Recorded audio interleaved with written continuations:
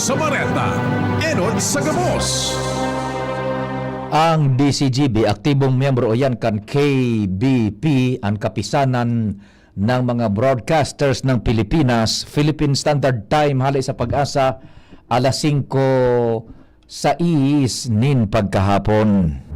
Alas 5 ng hapon, oras na para aramon ang mga maiinit na bareta kanaldaw na maruluan sa agas sa mga periodiko, radyo asin telebisyon. Enot na madadangog ngunyan sa DZGB Bareta alas 5. Mga bareta ngunyan para sa aga. Enot na tinipon sa DZGB Newsbase. DZGB Bareta alas 5. Kaiba ang field reports kan Mega Force Patrol. Halin sa iba-ibang parte kanalbay asin kabikolan. Ngunyan, uya ang sa idong tagapagbareta.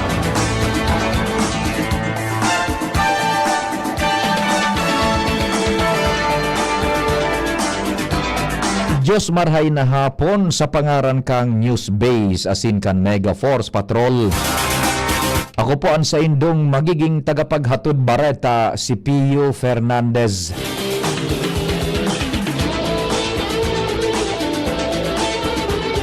Enot sa dispatsos kan mga bareta sa lado lokal.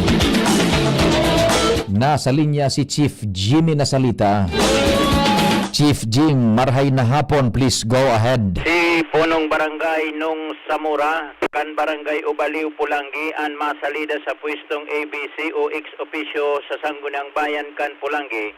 Matapos na si dating ABC Federation President Bernie Broncano, nagkandidatong konsyal, guminana ka nakaaging eleksyon. Dahilan kani ang Vice President kan Liga si Kapitanong Samura, iyon ang ngunyan ang masakat bilang ABC kung sa iniyo ang marepresentar sa Sangguniang Bayan kan mga kapitan. Basado kay incoming ABC President nung Samura, dakulan sa iyang mga ideya asin mga plano man na gusto niyang gibuhon para sa mga taga-Pulangi asin mismong sa mga barangay kung saan sa pagtukaw niya sa Sangguniang Bayan, luway-luway niya ining ilalatag sa mga maabot na aldaw. Kay manigaran, aktibado asin maigos na kapitan si punong barangay nung Samura sa sayang barangay mismo sa barangay Ubaliw, Pulangi, Albay. Mga dagdag na bareta, Jimmy Nasalita, DCGB News. Ang baretang ini hatod sa Indokan. Plemex. Pag may ubo o hika, Plemex agad. Basta lagundi, Plemex. Thank you so much, Chief Jimmy.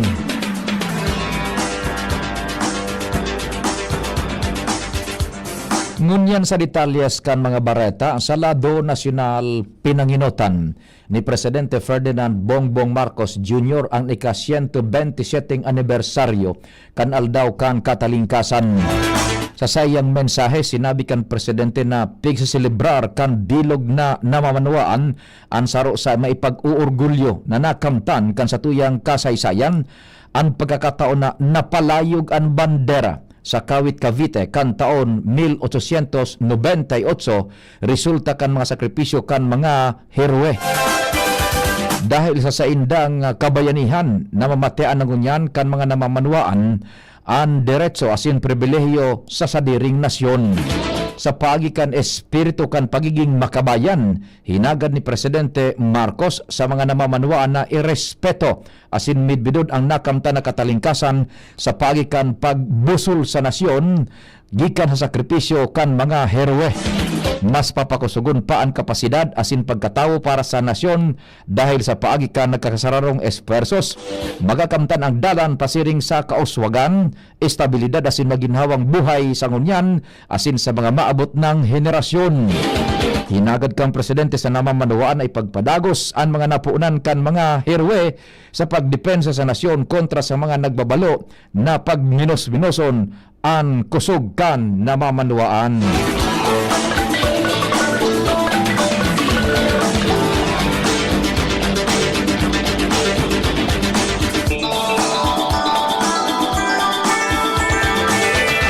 Mientras tanto, sa selebrasyon kan sa katakudpang bareta, daing saysay ang katalingkasan kang nasyon kung ang mga Pilipino nagugutom asin nababayaan. Inian saro pa sa mensahe na pinagpahayag ni Presidente Ferdinand Marcos Jr. sa iyang pagtaram sa Quirino Grandstand duman sa Manila kasubagong aga. Sigun sa Presidente, ang katalingkasan bako sa namanungod sa kasaysayan kana pagkakalibre kang nasyon sa mga dayuhan kundi sa aldaw na laban kan mga Pilipino. Katakod kay ni inagyat ni Presidente Marcos ang mga opisyal kan gobyerno na magkaigon ng paninimbagan sa mga hagad kan mga Pinoy asin day maging abusado asin magpapogi sana. Dagdag pa ni Marcos na day dapat sayangon kan mga opisyal ang tiwala kan publiko lalo na sa tahaw kan mga isyong pigkakahampang kan Pilipinas. Sa may relasyon pang Bareta sa selebrasyon kan ika-127 taon kan aldaw ning katalingkasan, hinagad ni Defense Secretary Gilbert Teodoro Jr. sa lambang Pilipino na pag-isipan ang tunay na kahulugan kang katalingkasan asin katrangkiluhan. Sigun kay Teodoro, ang soberanya asin katrangkiluhan dai basta-basta nakakamit kundi pigpapabulusan nin pinagbiyo na espersos asin makusog na paninindugan. Tinawan doon pa kaini na sa kinaban ngunya na pano ning tensyon bako na ligtas maski ang mga isla o darakulang nasyon sa mga agyat sa saindang katalingkasan. Sa irarom kan administrasyon ni Presidente Ferdinand Marcos Jr., panginot na kamautan ang pagpapakusog kan kakayahan kang nasyon, mas matanos na koneksyon sa namamanuaan asin pagsiguro na namamatean kan lambang Pilipino ang mga benepisyos kan gobyerno. Patanid pa ni Teodoro na sa lambang aldaw na pigpapabayaan taan sa tuyang depensa. Lalo kitang nawawaran nin kapasitud para maging tunay na matalingkas asin mauswag. Katakod kay ni nangapudan si Teodoro sa mga namamanuang Pilipino na magkasararo asin gamiton ang kanya-kanyang tibay para sa ikakarahay kan Pilipinas.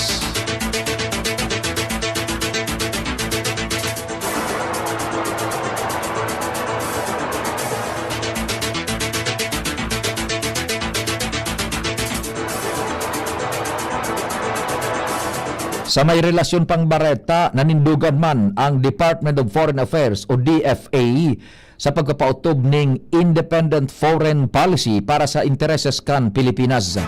Sa sayang mensahe, ngunyan aldaw, sinabi ni Foreign Affairs Secretary Enrique Manalo, ang dugong nagbubulos sa kada Pilipino ang nagpapakusog sa mga diplomata kan Pilipinas sa pagprotehir kan soberanya kan Pilipinas.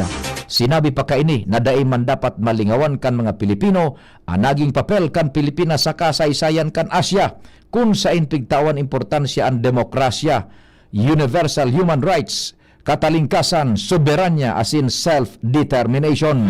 Afuera kaini, sinabi pa ni Manalo, kay puan nang ihambog kan mga Pilipino ang kontribusyon kan Pilipinas sa bilog na kinaban sa pagsuporta sa international law asin rules-based order kung sain nagkurit ang Pilipinas nin sadiring lakdang pasisiring sa katalingkasan.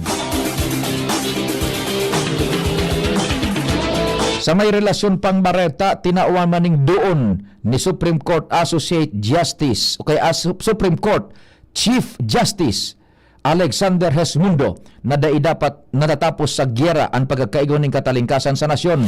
Sinabi kay ning dapat na padagos man giraray na pigbubusol ang diretsos asin katalingkasan kasunod kan pagselebrar kan ika-127 anibersaryo kan Independence Day kan Pilipinas.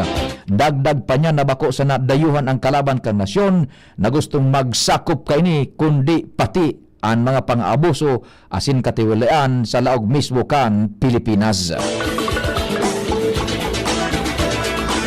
Maboltan detalyas kan mga Bareta pakalis kan nagkaperang pagirumdom. Pre, makinig ka muna. Payong kaibigan lang ha. Work hard, play hard. Yan ang motto ko dati. Pero nakakapagod din pala katagalan. Sa gitna ng lahat ng mga puyat, inom at pagkain ng masasarap, kasama na ang oily at fatty foods, kailangan pa ring bantayan ang kalusugan. Tamang kontrol ang kailangan. Katuwang ko, ang Liverade. May silimarin na maaring makatulong protektahan ang atay. Cheers to more good times. Be a liver lover. Mahalagang paalala, ang Liverade ay hindi gamot at hindi dapat gamitin paggamot sa anumang uri ng sakit. Ang good drinks at good food, perfect combo. Isama pa ang Liverade para sa kalusugan ng atay. Mabibili sa mga leading drugstores nationwide.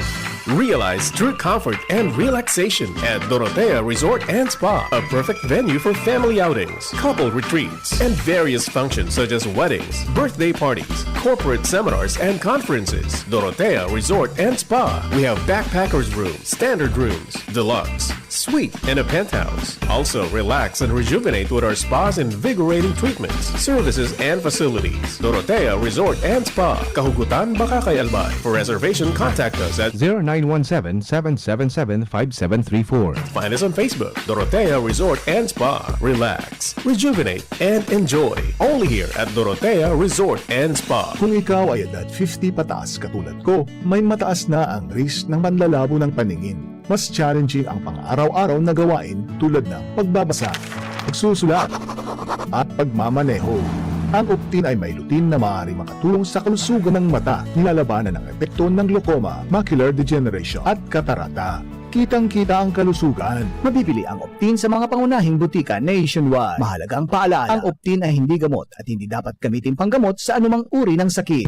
Naghahanap ka ng kabalikat sa asenso at taman ang urig mo asin mag-asenso ang negosyo. May Uno Plus na kalidad, mag-Uno Plus, mag-Uno Plus. Asa sa imong mauwag, serbisyong totoo, produktong garantisado. Ang Uno Plus asin urig mo, ang gabat na gusto.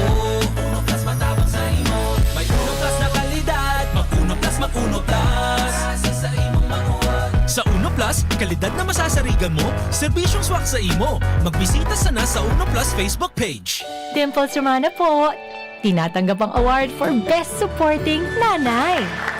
Ang suporta ko sa pagbibigay ginhawa, Generica Drugstore. May maalagang pharmacist, mabibigyan ka ng alternative generics na singbisa ng branded sa presyong abot kaya. Up to 85% ang matitipid. May libreng konsulta pa with partner doctors. Tara na sa Generica Drugstore. Suporta natin sa ginhawa. Ginhawang Generica. If symptoms persist, consult your doctor. Tayong mga ina may suporta sa ginhawa, Generica Drugstore. Dimples Romana po para sa ginhawang Generica.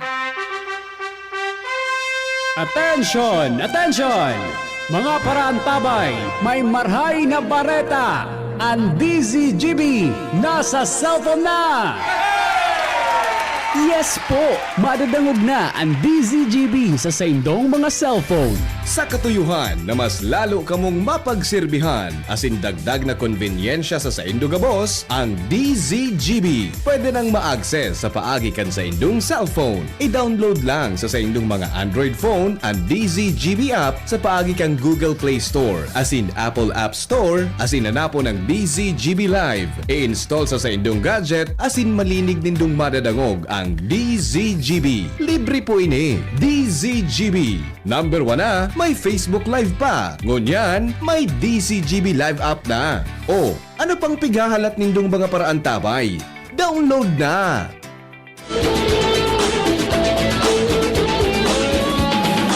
Ngunyan sa detalyas kan iba pang bareta sa lado nasyonal, binaha ang nagkapirang lugar sa Cagayan de Oro City kasunod kan makusog na pag-uran.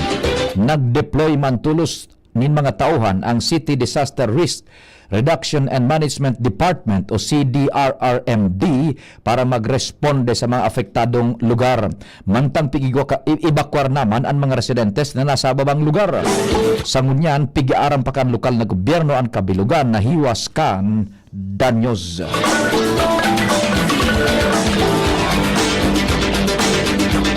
Nasa 3 persona ang gadan matapos anudon kan tubig dahilan kan low pressure area asin habagat sa barangay Kamauyan, Balingasag, Misamis Oriental. Sigun sa National Disaster Risk Reduction Management Council o NDRRMZ, inanod ang mga persona mantang nagbabalyo sa spillway sa tahaw kan maraot na panahon.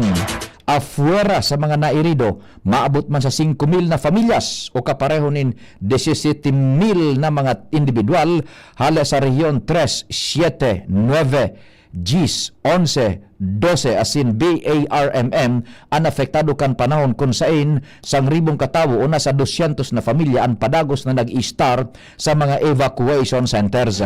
Mientras na nagpapadagos man ang gobyerno sa pagatod nin tabang sa mga naafektaran asin padagos man na nakatutok ang lokal na gobyerno asin mga ahensyas. sa pagtaunin mga relief goods sa iba pang panginot na pangaipuhan kan mga afektados.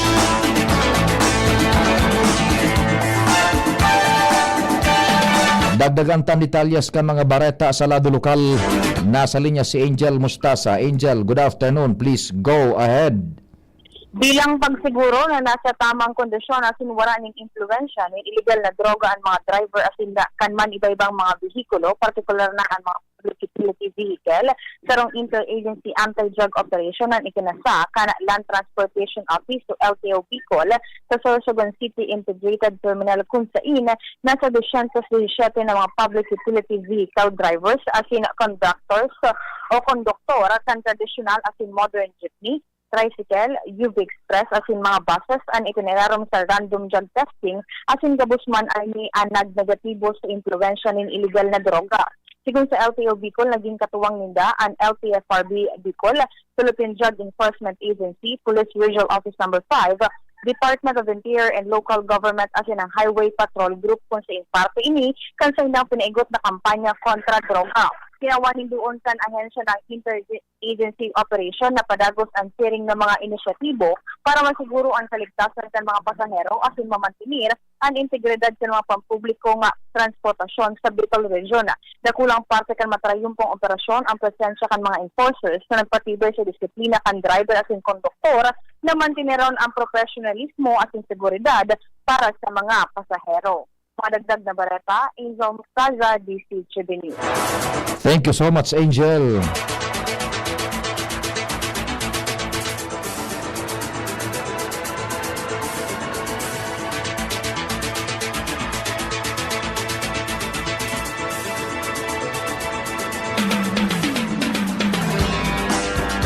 Madali nang matapos ang pigigibong investigasyon kan Local Water Utilities Administration o LUA sa wala toong reklamo kan mga konsumidores sa serbisyo kan kumpanyang Prime Water na pagsadirikan pamilyang Villar.